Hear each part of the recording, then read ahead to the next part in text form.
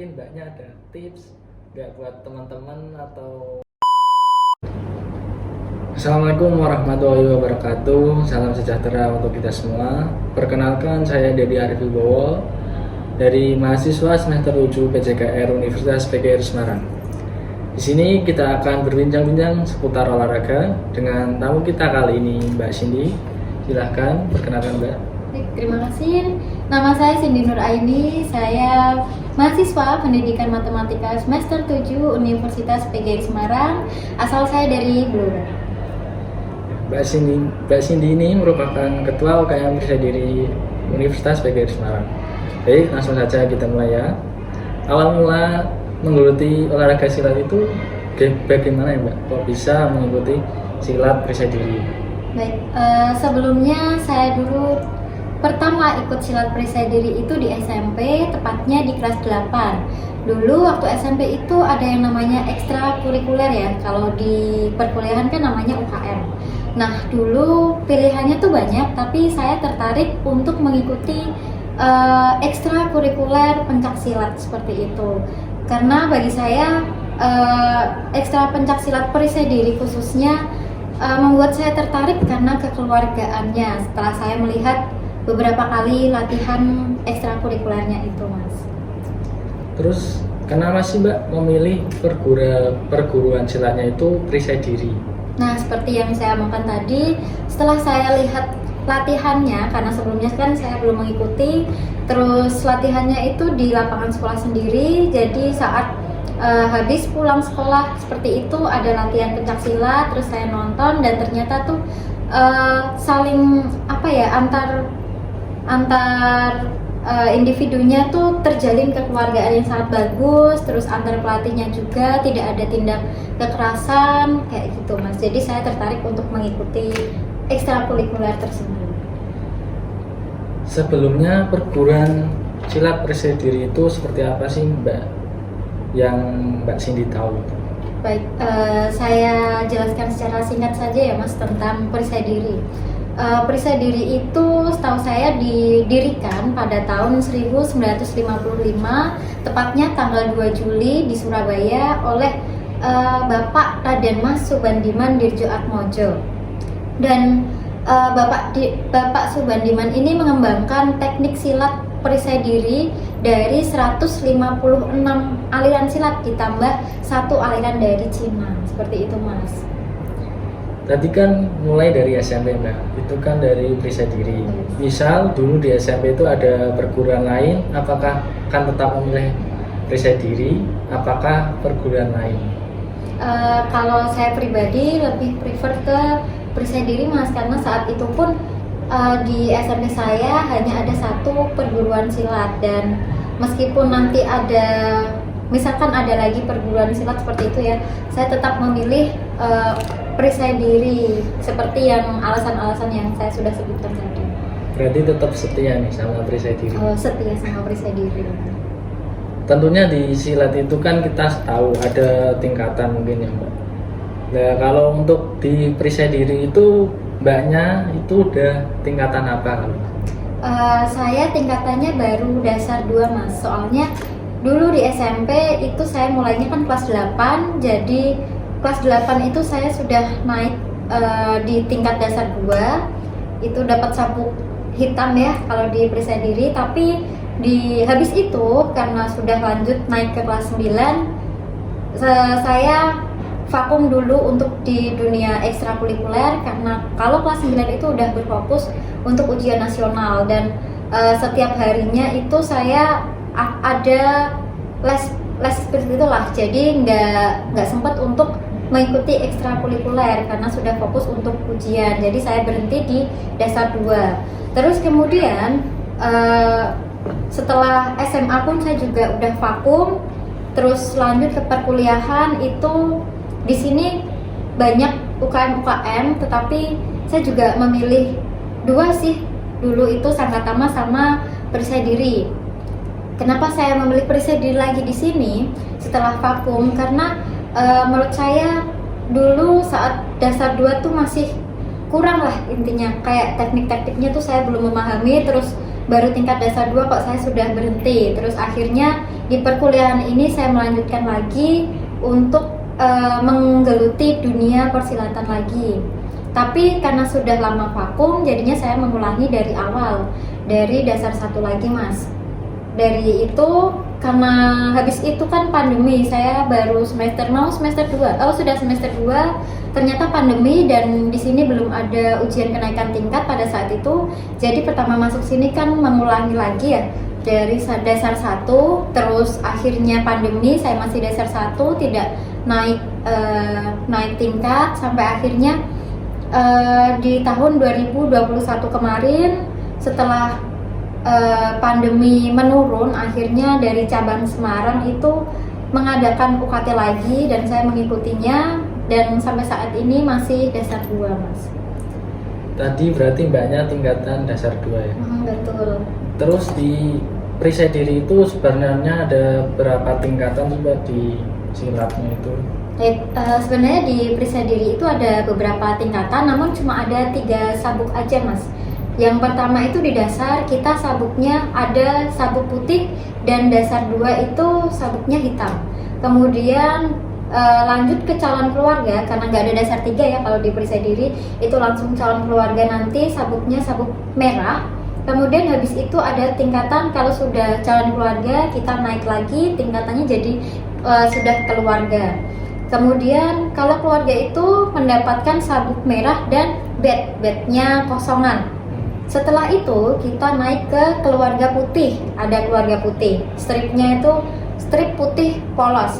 Kemudian habis strip putih, tingkatannya naik lagi 1 tingkat menjadi strip putih hijau, jadi setengah putih setengah hijau. Kemudian naik lagi jadi hijau-hijau atau hijau full ya. Kemudian kalau naik lagi jadi hijau biru, habis itu jadi full biru. Kemudian kalau kita ujian lagi, kita akan naik ke merah, jadi biru merah, setelah itu merah-merah atau full merah, kemudian ada merah kuning, terus kuning itu jadi belum Dewan Pendekar ya, masih kuning biasa gitu. Kalau naik lagi kita akan mendapatkan tingkatan kuning emas atau biasa disebut di sini Dewan Pendekar, seperti itu Mas. Berarti di perisai diri itu tingkatan tertingginya pendekar. Betul Mas, Dewan Pendekar. Banyak kan latihan di Universitas PGRI Semarang. Iya betul. Di Universitas PGRI Semarang itu apakah udah ada yang tingkatnya sampai pendekar? Alhamdulillah di Universitas PGRI Semarang itu sudah ada yang sudah sampai Dewan Pendekar, tepatnya pelatih kita Mas, namanya Mas Fajar Firmanto, itu pada bulan November kemarin baru saja diangkat sebagai Dewan Pendekar di Solo, tepatnya di Padepokan Solo Raya. Kemudian pembina kita itu di bawah asuhan Bapak Dias, Dr. Dias Andri Susanto, tepatnya dosen pasca sarjana UGRIS juga. Berarti pelatihnya itu sudah pendekar? Sudah Dewan Pendekar, alhamdulillah Mas. Terus untuk latihannya itu di Universitas PGRI Semarang itu hari apa aja Mbak? Dan jamnya itu jam berapa? Kalau untuk latihan itu kita setiap hari Senin, Rabu, dan Jumat. Untuk Senin dan Rabu kita tuh fokusnya latihan untuk teknik Mas. Sedangkan kalau Jumatnya kita pemusatan keatletan. Jadi 2 kali seminggu itu kita teknik dan 1 harinya itu untuk pemusatan atlet gitu Mas. Berarti hari Jumat itu khusus atlet. Betul. Dan itu hari Jumat atletnya itu ada berapa Mbak? Tahu nggak? Kalau biasanya kita tuh atletan untuk yang baru ini ya Mas, itu ada sekitar 10 kalau nggak salah, itu ada yang fokus ke laga atau tanding dan juga ada yang fokus ke seni Mas. Jadi kalau pertandingan IPSI itu kan ada yang tanding, ada yang seni. Jadi kita bagi juga ke atletannya, ada yang fokus di laga, ada yang fokus yang di seni juga. Berarti ada seni dan tanding. Iya betul. Kalau Mbaknya sendiri udah pernah belum mengikuti pertandingan silat itu? Jujur saya sampai saat ini belum pernah mengikuti kejuaraan atau pertandingan ya Mas, karena saya dari awal pun sudah fokus ke organisasinya dibanding untuk kejuaraannya.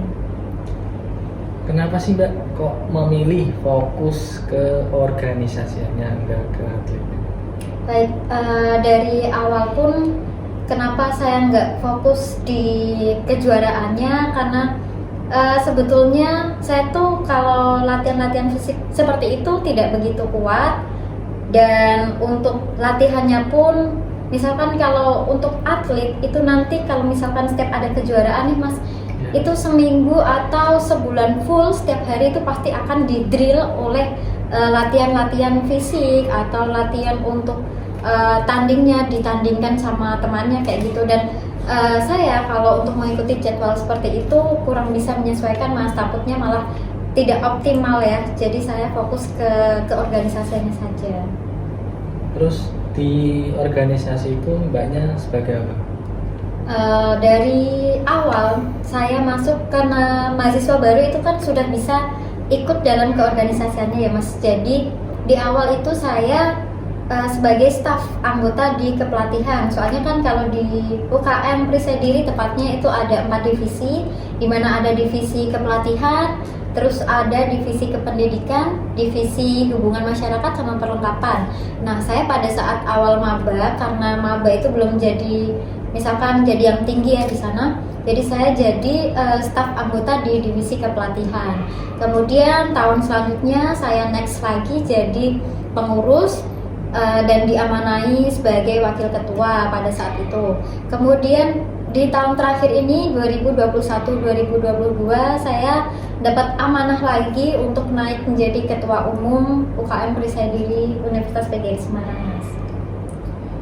Di situ berarti tadi ada beberapa divisi kan? Bisa dijelasin nggak Mbak? Mungkin sedikit aja divisi dari UKM Prisadiri UGRIS itu ada apa aja dan tugasnya apa aja, dikit aja tugasnya biar teman-teman yang lain mungkin tahu atau mungkin mau mengikuti UKM Prisadiri di Universitas PGRI Semarang ini. Baik, saya jelaskan sedikit ya Mas tentang divisi-divisi yang ada di UKM. Itu yang pertama tadi ada divisi kepelatihan. Dari namanya saja sudah terlihat divisi kepelatihan. Jadi job desk-nya atau tugasnya di sini itu mengatur setiap hari latihan. Misalkan kayak menghubungi pelatihnya untuk di hari Senin, Rabu atau Jumat, itu kita selalu menghubungi pelatihnya, bisa datang nggak nih pada saat ini. Terus misalkan pelatih yang ini nggak bisa datang, kita bisa menghubungi yang lain, asisten pelatihnya. Karena udah kalau tingkatan biru ke atas itu namanya asisten pelatih Mas. Jadi kita bisa menghubungi orang-orang yang sudah tingkat putih biru ke atas. Kemudian selain untuk latihan rutin di divisi kepelatihan itu juga mempunyai tugas untuk mempersiapkan atletnya. Jadi namanya tuh kalau di sini itu pendelegasian atlet. Jadi mencari info-info perlombaan atau pertandingan yang udah tingkat nasional misalkan atau tingkat provinsi untuk kita ikuti. Setelahnya kita mempersiapkan atlet yang akan maju ke sana. Kemudian selain itu ada divisi pendidikan. Kalau ke pendidikan itu kita ada beberapa program kerja, yaitu ada pendidikan dan latihan dasar atau biasanya kita sebut Diklatsar. Kemudian ada juga seminar. Seminar itu bisa bentuknya workshop juga untuk atlet-atlet kita. Kemudian selain seminar itu ada studi sharing. Kita sharing-sharing dengan universitas-universitas lain yang mempunyai tingkat keorganisasian atau keatletan yang bagus, itu untuk kita studi sharing. Kemudian selain itu di kependidikan juga mengurusi tentang ujian kenaikan tingkat Mas. Dan kalau di UKM Prisadiri sendiri itu ada kerohanian juga, tapi yang bisa mengikuti kerohanian itu di tingkat putih ke atas, jadi baru boleh kerohanian. Kemudian di divisi Humas sendiri itu yang berhubungan langsung dengan masyarakat luas, contohnya mengelola media sosial. Itu kita biasanya mengupload kegiatan-kegiatan yang sudah kita lakukan atau pamflet-pamflet hari besar itu di media sosial. Ada Instagram, YouTube, terus Facebook juga, ada TikTok juga sekarang di medsos UKM Prisadiri. Kemudian selain itu di Humas itu juga punya agenda, yaitu mempromosikan UKM. Jadi setiap ada penerimaan anggota baru nih, kita selalu mempersiapkan kayak demo expo untuk didemonstrasikan agar mahasiswa-mahasiswa baru itu tertarik untuk mengikuti UKM Perisai Diri. Kemudian yang terakhir ada perlengkapan. Di sini untuk di divisi perlengkapan itu ya merawat inventaris kita, terus mengajukan atau memperbarui alat-alat yang sudah rusak atau sudah tidak bisa dipakai atau sudah habis seperti itu. Terus tentang tanggung jawab kebersihan camp, karena kita kan kalau di UBS itu UKM-nya atau ormawa-lemawanya dikasih camp sendiri-sendiri ya Mas. Jadi kita bertanggung jawab sendiri untuk kebersihan camp itu. Jadi di divisi perlengkapan itu mengatur jadwal rutin untuk bersih-bersih camp semua divisi. Kayak gitu Mas, untuk sedikit tentang divisi-divisi yang ada di UKM Perisai Diri. Di proker mungkin atau acara ada nggak silat Perisai Diri di situ yang keluar dari acaranya itu keluar dari kampus, mungkin ke alam-alam kan yang saya tahu itu mungkin silat ada yang di alam, ada yang ke laut atau kemana, ada nggak? Ada Mas. Jadi saya tadi kelewatan ya, di divisi pendidikan itu tadi kita juga ada diklatsa-diklatsannya tadi itu kita biasanya ke air yang mengalir Mas. Jadi kita pergi keluar kampus, kita biasanya mahasiswa-mahasiswa baru itu penerimaan anggotanya tuh kita ke sana.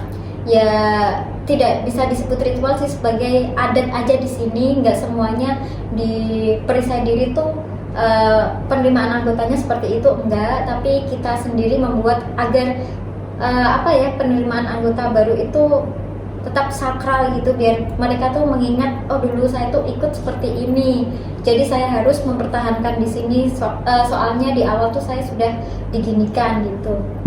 Itu biasanya kita keluar kampus mencari air yang mengalir.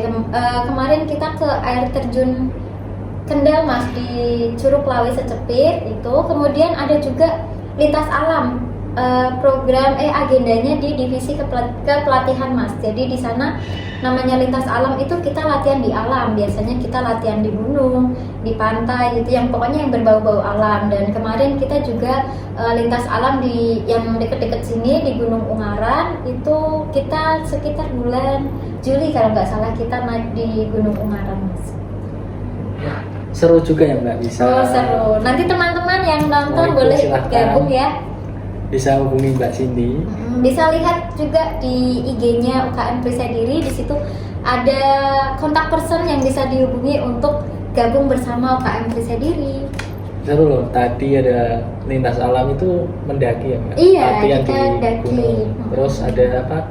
Diklatsan juga. Di air terjun. Iya, di air terjun. Jadi seru kok, nggak berpacu tentang silat aja, tapi kita juga refreshing ke luar-luar kampus seperti di alam tadi.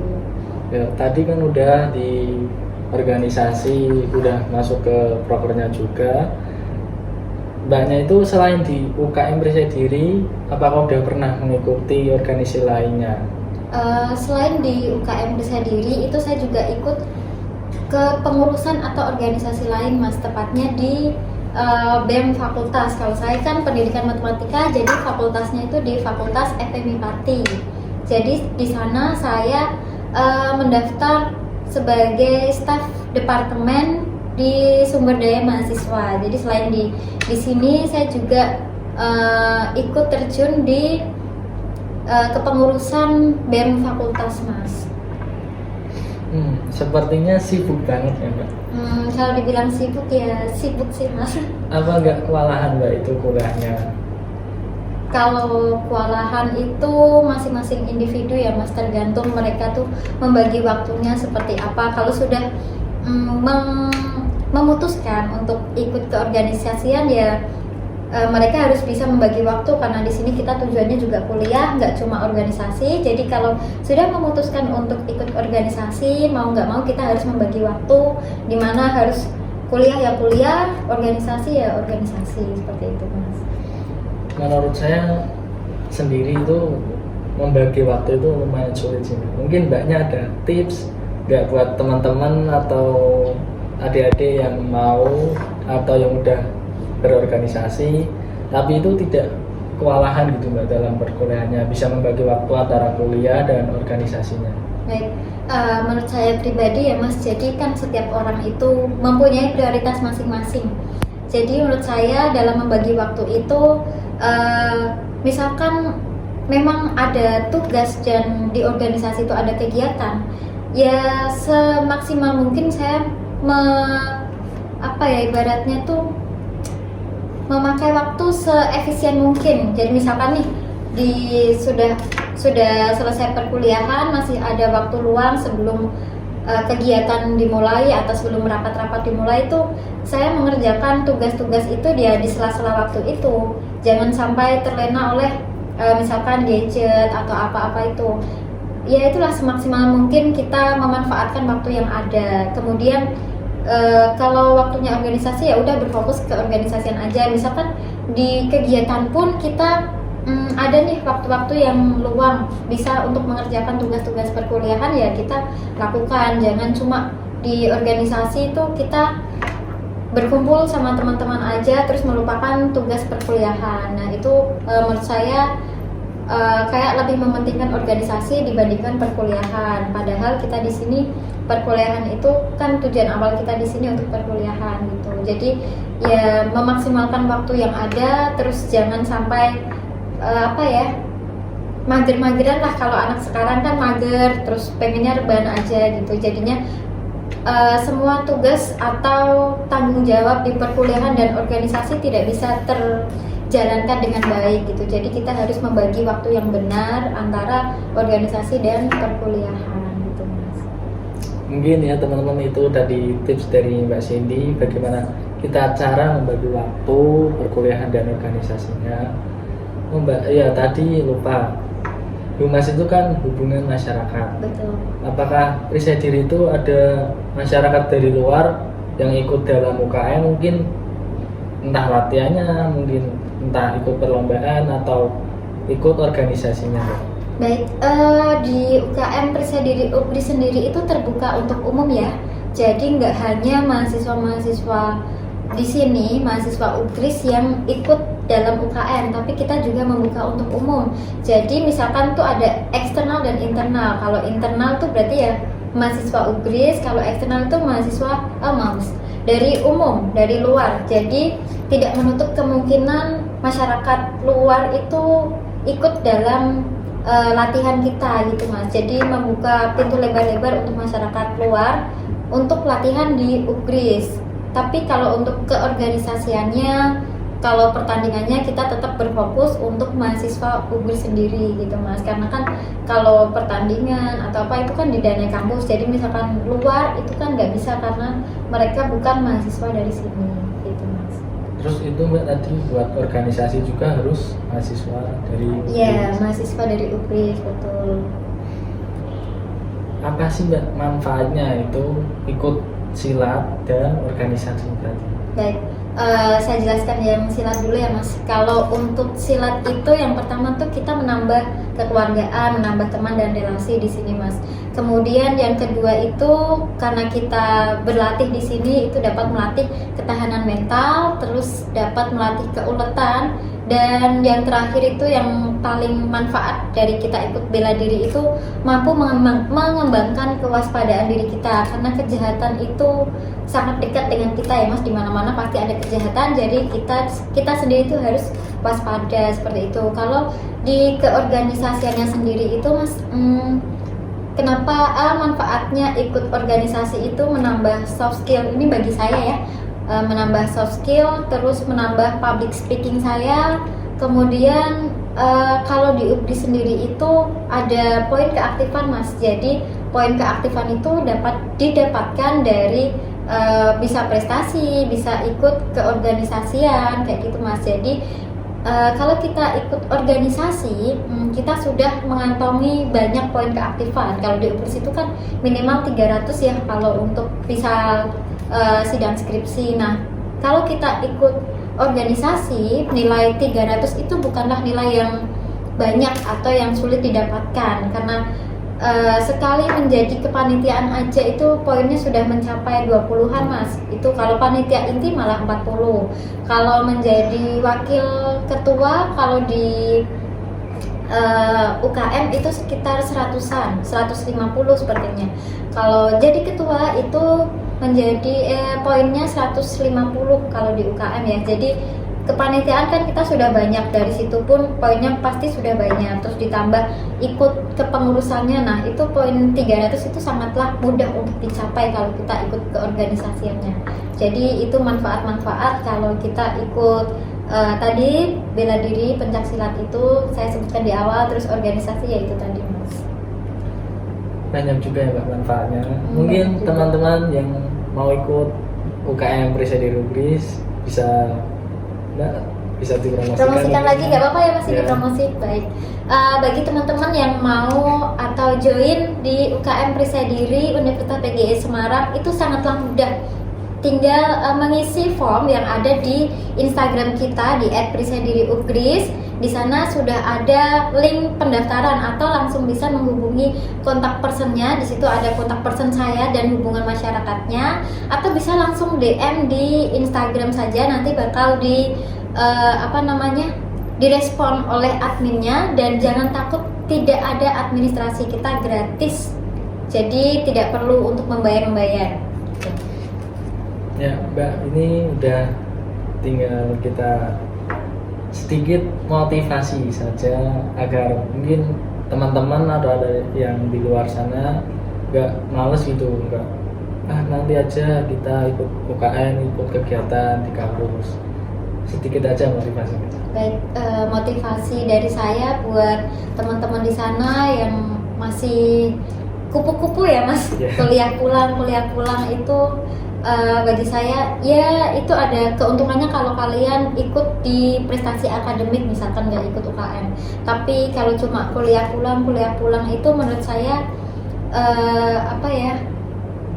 pengalaman di sini tuh kurang gitu ya. Jadi ayolah ikut UKM atau ikut lemawa ormawa yang lain agar kita bisa aktif. Selain di akademik, kita juga bisa meningkatkan soft skill kita di dunia kepemimpinan atau di dunia misalkan tadi dunia pencaksilat atau yang berbau-bau seni kayak gitu. Jadi di sini nggak hanya perkuliahan, kita juga difasilitasi dari kampus pun untuk mengikuti kegiatan-kegiatan mahasiswa yang lain gitu. Jadi tidak terpacu di perkuliahan. Selain itu kalau ikut organisasi kan kita juga dapat poin keaktifan. Sementara kalau kita nggak ikut organisasi itu kan paling poin keaktifan bisa didapat dari seminar-seminar gitu. Kalau kalian berprestasi itu prestasinya malah poin keaktifan tinggi ya. Selain itu, tapi kan prestasi juga bisa dikembangkan di kegiatan-kegiatan mahasiswa, ikut pertandingan atau ikut perlombaan atau ikut karya ilmiah. Kalau di UKM itu ada UKM